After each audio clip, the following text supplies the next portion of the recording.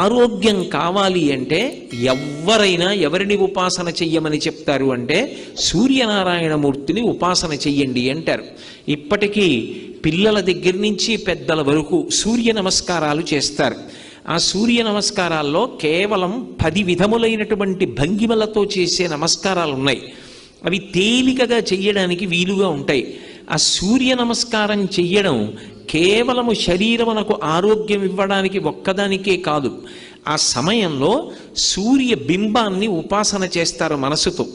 ఆ ఉపాసన చేసిన కారణం చేత దృష్టి నిలబెట్టడం కూడా అలవాటు అవుతుంది. దృష్టిని కేంద్రీకరించడం, ఒక విషయాన్ని పరిశీలిస్తున్నప్పుడు, ఒక విషయాన్ని చదువుతున్నప్పుడు, ఒక విషయాన్ని వ్రాస్తున్నప్పుడు దృష్టిని దాని మీదే కేంద్రీకరించగలిగినటువంటి శక్తి దేని వలన ఉత్పన్నమవుతుంది అంటే కేవలముగా ఆ సూర్య నమస్కారముల యందు